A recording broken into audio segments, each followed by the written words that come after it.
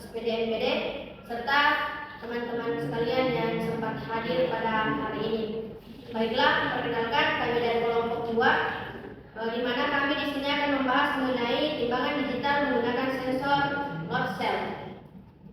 Di sini saya sendiri atas nama Frida Menjarif selaku moderator, dan di samping kanan saya Nur Aswar Jafar selaku pemateri pertama.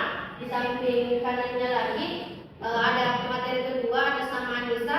Di samping kanannya lagi pemateri ketiga atas nama Andi Feratul Hidayat, dan di samping kanannya lagi ada pemateri keempat atas nama Ashabul Kahfi.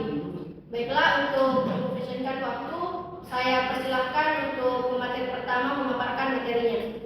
Memaparkan materi timbangan digital. Sebelum kita masuk ke pembahasan lebih dalam, langkah berikutnya kita akan mengenal timbangan digital. Jadi timbangan digital itu sendiri adalah alat berat yang mengukur massa benda secara akurat dan efisien. Berbeda dengan timbangan analog, timbangan digital ini menggunakan sensor strain yang berupa load cell, yang dimana sensor itu mengukur tekanan dari sebuah benda, dan sensor ini mendeteksi perubahan berat dan mengkonversi data menjadi bacaan digital. Selanjutnya ada prinsip kerja dari timbangan digital. Jadi timbangan digital ini berbasis sensor strain load yang bekerja dengan mengubah gaya mekanis yang menghasilkan oleh beban yang ditempatkan di atas platform timbangan sehingga menjadi sinyal listrik. Sensor strain load akan mengalami perubahan tekanan listrik akibat deformasi yang terjadi ketika menahan beban. Lalu perubahan tekanan ini akan dikonversi menjadi sinyal digital berbagai elektronik timbangan. Sinyal digital tersebut akan diolah oleh microcontroller berupa SP32 maupun Raspberry untuk menampilkan nilai berat pada layar digital yang berupa LCD atau blink. Prinsip kerja ini memungkinkan timbangan digital menghasilkan pembacaan berat yang akurat, stabil, dan dapat dibaca dengan mudah oleh pengguna. Untuk itu kita sampaikan, saya berikan kepada Baik, itulah tadi pemaparan materi dari pemateri pertama. Selanjutnya saya persilahkan untuk pemateri kedua memaparkan materinya. Baik, saya akan melanjutkan pemaparan materi dari pemateri pertama, yaitu sensor strain gauge, definisi dan fungsinya. Yang pertama itu definisi sensor strain gauge.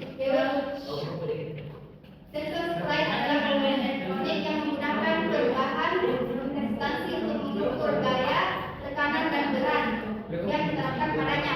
Sensor ini juga sangat sensitif terhadap perubahan bentuk. Yang kedua, prinsip kerja. Saat sensor strain gauge ini diberi beban, maka akan terjadi perubahan bentuk dan panjang pada bahan produktifnya.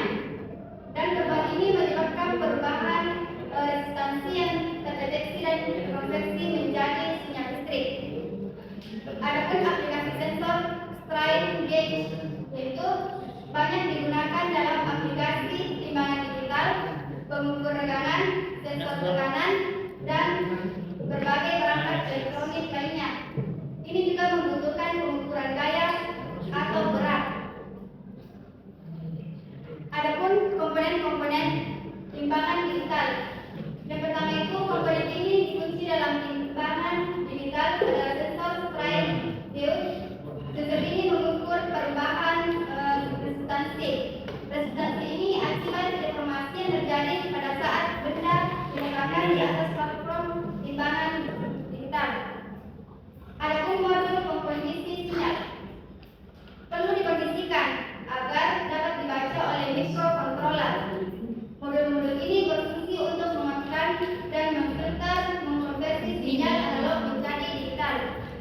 Dan yang ketiga, microcontroller adalah otak dari timbangan digital perangkat ini, memproses sinyal dari sensor, melakukan perhitungan berat, dan menampilkan hasil pengukuran di layar. Dan yang terakhir, tampilan. Hasil pengukuran berat benda ini ditampilkan pada layar digital timbangan. Layar ini dapat berupa LCD dan LED atau display segmen dan terhubung dengan microcontroller. Saya kembalikan kepada moderator. itulah tadi pemaparan materi dari pemateri kedua. Selanjutnya saya persilakan untuk pemateri ketiga memaparkan materinya. Terima kasih atas kesempatan yang diberikan kepada saya. Baiklah, saya akan melanjutkan pemaparan dari pemateri kedua, yaitu perancangan serpihan elektronik timbangan digital. Yang pertama, sensor beban. Ini sensor strain dot dengan karakteristik yang sesuai kebutuhan. Yang kedua, rangkaian pengondisi sinyal, yaitu rancang rangkaian untuk mengolah sinyal dan sensor menjadi informasi berat. Yang ketiga, mikrocontroller. Integrasikan sensor dan rangkaian pengondisi sinyal dengan mikrocontroller. Perancangan rangkaian elektronik timbangan digital melibatkan pemilihan sensor beban yang tepat, desain rangkaian pengondisi sinyal untuk mendapatkan pembacaan yang akurat, serta integrasi dengan mikrocontroller sebagai otak dari sistem timbangan digital. Masing-masing tahap harus dirancang dengan cermat untuk menghasilkan timbangan digital yang andal dan mudah digunakan. Selanjutnya, pemilihan mikrocontroller yang sesuai. Yang pertama yaitu Arduino Uno. Arduino Uno adalah salah satu mikrocontroller populer untuk proyek timbangan digital dengan kemampuan pemrograman dan komunikasi yang baik. Arduino Uno cocok untuk membuat timbangan digital yang akurat dan mudah diintegrasikan. Kemudian yang kedua, Raspberry Pi. Raspberry Pi adalah papan komputer single board yang dapat diprogram untuk berbagai aplikasi, termasuk timbangan digital dengan kemampuan komputasi tinggi. Raspberry Pi cocok timbangan digital yang membutuhkan prosesan data yang lebih kompleks. Kemudian STM32 adalah keluarga mikrocontroller berbasis ARM yang memiliki kinerja tinggi dan cocok untuk aplikasi timbangan digital yang membutuhkan pengolahan data yang lebih intensif, seperti kalibrasi yang kompleks atau komunikasi data-data yang canggih. Selanjutnya saya serahkan kepada moderator. Baik, itulah tadi pemaparan materi dari pemateri ketiga. Selanjutnya saya persilakan untuk pemateri keempat untuk memaparkan materinya. Kesempatan yang diberikan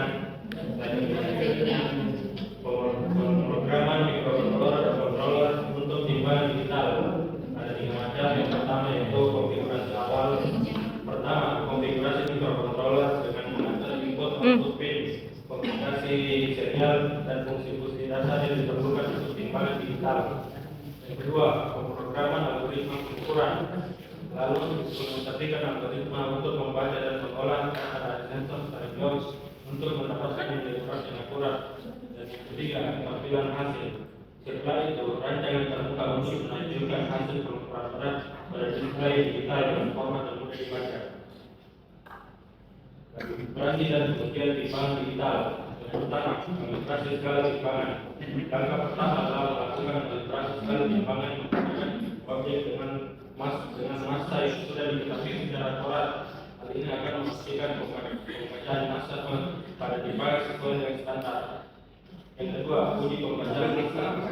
Selanjutnya, lakukan pengujian pembacaan massa pada berbagai objek dengan berat dan bervariasi. Pastikan timbangan menampilkan nilai massa yang tepat sesuai dengan objek yang ditimbang. Ketiga, uji keakuratan. Uji keakuratan timbangan dengan membandingkan hasil penimbangan terhadap alat ukur massa yang lebih akurat. Pastikan pemilihannya berada dalam batas toleransi yang dapat diterima. Dan yang keempat, uji stabilitas timbangan dengan menempatkan objek di platform timbangan dalam jangka waktu yang tertentu. Pastikan pembacaan massa tetap stabil dan tidak berfluktuasi selama pengujian. Begitu yang dapat saya sampaikan, saya kembalikan ke moderator. Baik, itulah tadi pemaparan materi dari pemateri terakhir. Selanjutnya kami membuka sesi tanya jawab. Kepada audiens saya persilahkan untuk mengajukan pertanyaannya.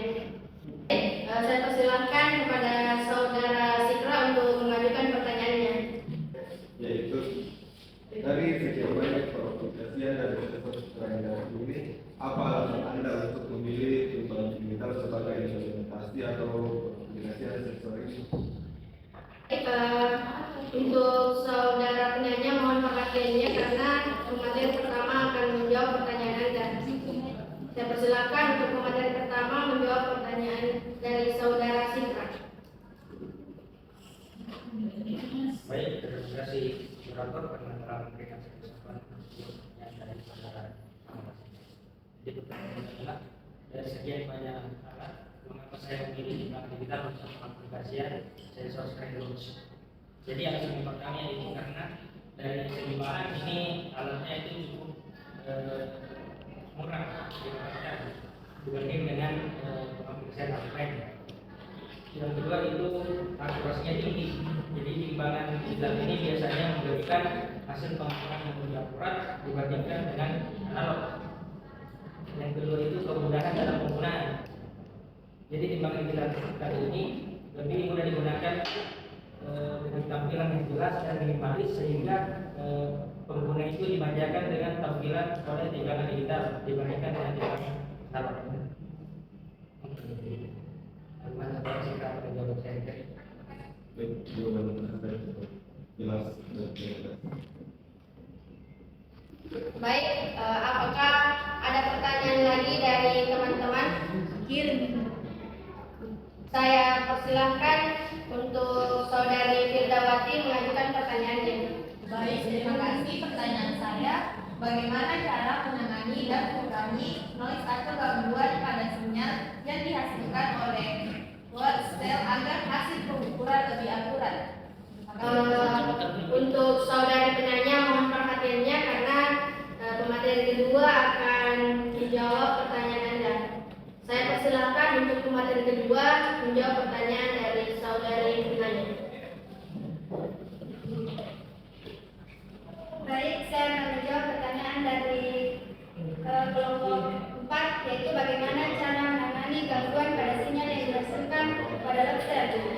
Jadi, cara menangani gangguan pada sinyal yang dihasilkan oleh lobster ini dapat dilakukan dengan berbagai pendekatan yang bertujuan untuk meningkatkan akuratan. Adapun cara efektif yang digunakan yang pertama itu shielding.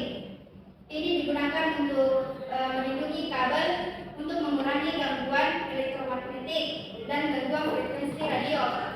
Dan yang kedua itu memilih kabel dan konektor. Kita harus menggunakan kabel yang sesuai dengan spesifikasi load cell dan hindari penggunaan kabel yang terlalu panjang karena menggunakan kabel yang terlalu panjang dapat menyebabkan degradasi sinyal. Dan yang ketiga itu memilih kalibrasi dan pemeliharaan rutin. Lakukan kalibrasi secara berkala untuk memastikan akurasi pengukuran. Dan pemeliharaan rutin ini juga dapat mendeteksi dan mengatasi masalah sebelum terjadi gangguan yang signifikan. Baik, itulah tadi jawaban, saya kembalikan kepada moderator. Itulah tadi jawaban yang sempat diberikan oleh pemateri kedua. Bagaimana dengan saudari penanya? Apakah pertanyaan diterima atau ada sanggahan? Bahkan masih membuka sesi pertanyaan. Apakah dari rekan-rekan sekalian ada yang ingin bertanya lagi? Saya persilahkan untuk kelompok 3 untuk mengajukan pertanyaannya. Baik, saya persilahkan kepada saudari Suci Damayanti untuk mengajukan pertanyaannya.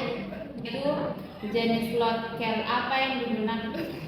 Pertanyaan saya, jenis load cell apa yang digunakan pada timbangan digital Anda dan bagaimana cara memilih load cell yang tepat untuk aplikasi yang Anda gunakan? Baik, para saudara penanya mohon perhatiannya karena pemateri keempat akan menjawab pertanyaan Anda. Saya persilahkan kepada pemateri keempat untuk menjawab pertanyaan.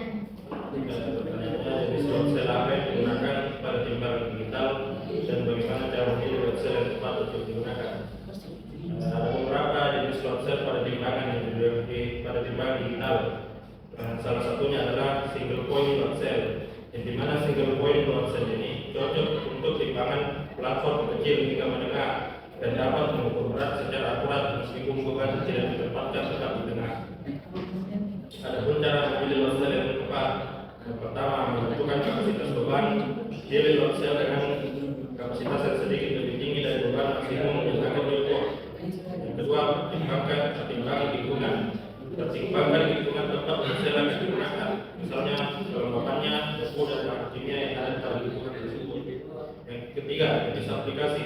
Pilih jenis load cell sesuai dengan aplikasi, misalnya single point untuk timbangan faktor kecil. Yang keempat, akurasi. Perhatikan kelas akurasi load cell, misalnya kelas C3 atau C6 untuk aplikasi yang memerlukan presisi tinggi. Dan yang kelima, bahan dan konstruksi. Pilih load cell yang terbuat dari bahan yang tahan lama seperti stainless steel, terutama untuk aplikasi industri yang keras. Dan terakhir, kompatibilitas elektrik. Pastikan load cell kompatibel dengan sistem pengukuran dan juga terhadap. Saya kembali. Itulah tadi jawaban yang diberikan dari pemateri keempat. Bagaimana dengan saudara penanya, apakah jawaban diterima atau ada sanggahan? Baik, terima kasih atas jawabannya. Saya terima. Baik, itulah tadi hasil pemaparan dan sesi tanya jawab yang sempat kita lakukan. Selanjutnya kesimpulan dari presentasi kali ini yaitu timbangan digital telah terbukti menjadi alat yang sangat bermanfaat dalam berbagai aplikasi. Keunggulannya dapat terletak di mana dia memiliki keberagaman aplikasi yang luas. Perangkat ini juga dapat terdapat kemampuan pengukuran yang akurat dan presisi, di mana memastikan data berat yang dapat diandalkan.